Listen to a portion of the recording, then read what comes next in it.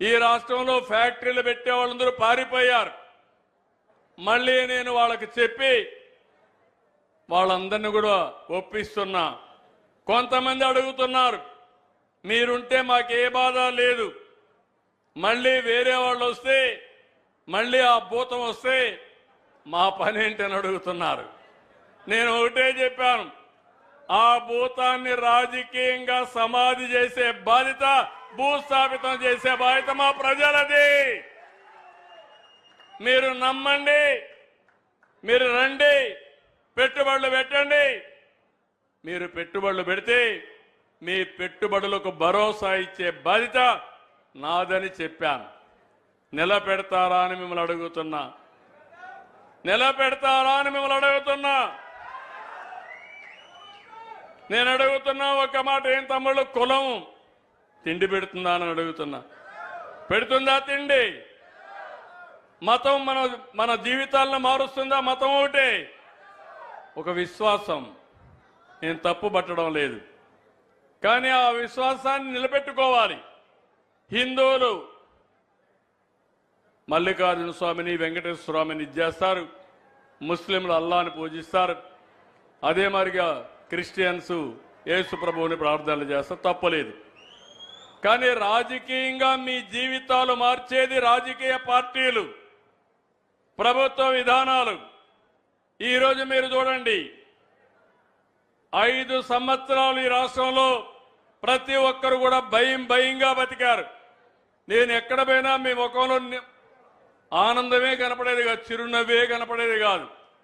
ఇప్పుడు ఎవరిలో చూసినా స్వాతంత్రం వస్తే ఎంత ఆనందంగా ఉంటారో అంత ఆనందంగా ఉన్నారు మీరందరూ. అవునా కాదా అని అడుగుతున్నా. నేను ఒక యజ్ఞం చేస్తున్నాను, అభివృద్ధి యజ్ఞం. దీనికి నీళ్లు ఇవ్వాలి, పెట్టుబడులు రావాలి, ఇన్ఫ్రాస్ట్రక్చర్ అభివృద్ధి కావాలి, మన పిల్లలకు చదువు బాగా చెప్పాలి, వీళ్ళందరి జీవితాలు బాగు కావాలని నేను ఒక యజ్ఞం చేస్తున్నా. కొంతమంది రాక్షసులు ఈ యజ్ఞాన్ని భగ్నం చేసి ఈ ఫలాలు మీకు అందకుండా చేయాలని ఆలోచిస్తే, ఏం తమ్ముళ్ళు, ఇది నా ఒక్కరి బాధ్యత, మీరు కూడా కలిసి కాపాడతారా లేదా అని మిమ్మల్ని అడుగుతున్నా.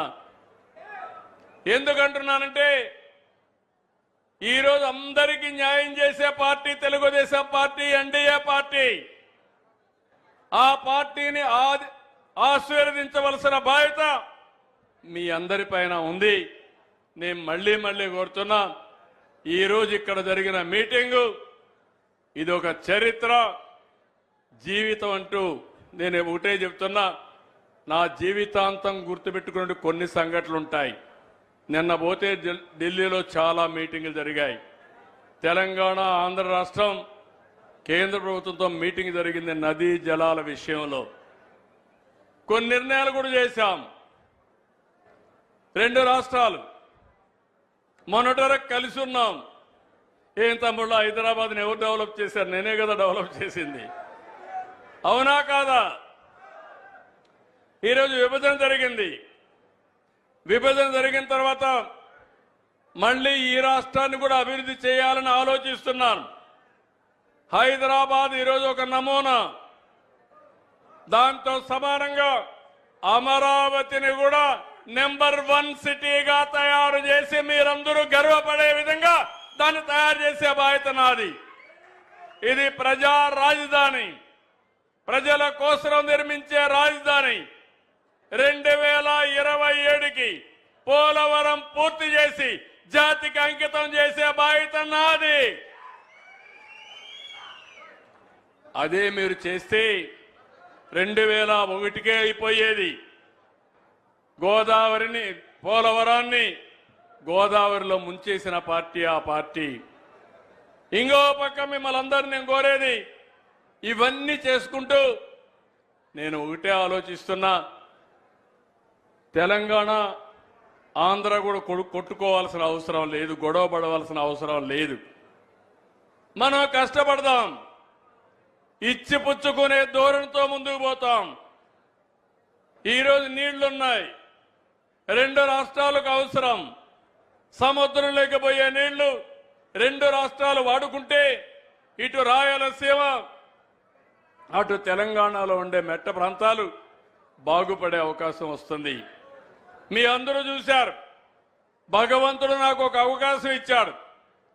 9.5 సంవత్సరాలు సమైక్య ఆంధ్రప్రదేశ్లో అందరికంటే ఎక్కువగా సీఎం ఉండే అవకాశం నాకు ఇచ్చిన దానికి నేను ఎప్పుడూ రుణపడి ఉంటా. ఆ రోజు 2 ప్రాంతాలు ఓటేశారు. 10 సంవత్సరాలు అపోజిషన్ లీడర్గా ఉన్నాను. అరుదైన గౌరవం. విభజన జరిగింది. అక్కడుండే ఆస్తులు వాళ్లకు అనుభవించడానికి పనికొస్తాయి. ఇక్కడ కష్టమైన నష్టమైన మళ్ళీ నిలదొక్కోవాలి. నిలదొక్కుని మిమ్మల్ని నిలబెట్టించే బాధ్యత నేను తీసుకుంటానని మరొక్కసారి హామీ ఇస్తున్నా. దానికోసమే నిన్న మీటింగ్లో కూడా ఈరోజు 2 పక్కల 2 బోర్డులుంటే గోదావరి బోర్డు హైదరాబాద్లో ఉంటుంది, కృష్ణా బోర్డు విజయవాడలో ఉంటుంది. అదే సమయంలో శ్రీశైలం ప్లంజ్ పూల్ ఇబ్బంది వస్తే దాన్ని మనమే డబ్బులు పెట్టి రిపేర్ చేస్తామని అన్నాం. నీళ్లు కూడా ఎక్కడికక్కడ ఎవరు ఎన్ని వాడుకుంటున్నారో దానిపైన కూడా ఇప్పటికే 2 సార్లు మీటింగులు అయినాయి. ఆ 2 మీటింగుల్లో విభజన కంటే ముందు ఏ రాష్ట్రం ఎంత వాటర్ వాడుకుంటారో అంతవరకు ఎన్ బ్లాక్గా వాడుకునే అవకాశం ఇచ్చారు. ఆ నీళ్లు ఆ విధంగా వాడుకుంటే ఎక్కడ మన నీళ్లు అవసరమో అక్కడ తీసుకెళ్లి అక్కడ నీటి సమస్య లేకుండా చేసే బాధ్యత తీసుకుంటున్నాం. ఇలాంటి వాతావరణం నేను ఒకటే చెప్పాను. అవసరమైతే వాళ్ళు కూడా గోదావరి నీళ్లు వాడుకుంటారు, మనం కూడా వాడుకుంటాం. ఈ నదుల అనుసంధానం చేయమని ప్రధానమంత్రి గారు కూడా ఒక సంకల్పం చేశారు. మీరు గుర్తుపెట్టుకోవాలి. ఈరోజు నేను మాట్లాడడం లేదు. మొన్న మీరు చూస్తే అపోజిషన్లో ఉంటే ప్రజా చైతన్యం కోసం సాగునీటి ప్రాజెక్టులు ఏమైనాయో నేను ప్రజెంటేషన్లు కూడా చేసి 14 రోజులు తిరిగాను. నంద్యాలలో ఉన్నప్పుడే ఏం చేశారో మీరు చూశారు నన్ను. అలాంటి సంఘటనలు కూడా జరిగాయి. కానీ నేను ఒకటే ఆలోచించా, ప్రజల కోసం పనిచేస్తున్నా. చిన్న చిన్న బెదిరింపులకో ఇబ్బంది పెడితే భయపడి పారిపోయే మనస్తత్వం కాదు. దీన్ని లాజికల్గా తీసుకుపోయి మీకు న్యాయం చేస్తామని చెప్పి తెలియజేసుకుంటూ ఈరోజు ఇక్కడికి వచ్చినప్పుడు మీరు ఇచ్చినటువంటి అభిమానం, మీరు చూపిన అభిమానం నా జీవితంలో ఎప్పుడూ మర్చిపోను. ఒకటే హామీ ఇస్తున్నా, రాయలసీమకి ప్రతి ఎకరాకు నీళ్ళిచ్చి కనీసం 2 మెట్ట పంటలు వేసుకొని హార్టికల్చర్ పంటలు వేసుకొని మీ జీవితాలు బాగుపడే వరకు నేను మీకు అండగా ఉంటానని మరొక్కసారి మీ అందరికీ హామీ ఇస్తూ అందరికీ నమస్కారాలు.